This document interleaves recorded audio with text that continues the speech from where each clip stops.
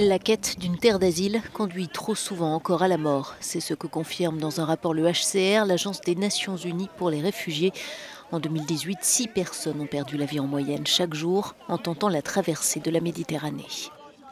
Au total, 2275 personnes sont mortes ou ont disparu en mer, alors même que le nombre de réfugiés et de migrants arrivés en Europe est le plus bas depuis 5 ans, un peu plus de 139 000. Le rapport révèle aussi un changement dans les routes migratoires. L'Espagne est désormais le principal point d'entrée, que ce soit par voie terrestre ou maritime, devant la Grèce et très loin devant l'Italie. Pour le haut-commissaire, pour les réfugiés, il faut sortir du court-termisme politique. C'est une course entre les pays pour ne pas prendre ces personnes.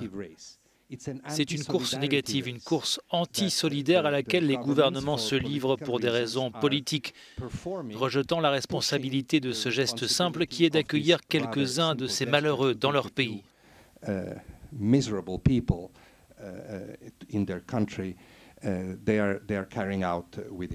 Les restrictions dont font l'objet les ONG et leurs équipages qui opèrent en Méditerranée ont probablement contribué au lourd bilan humain, en particulier sur les itinéraires reliant la Libye à l'Europe, où pour 14 arrivants en moyenne, une personne mourait en mer.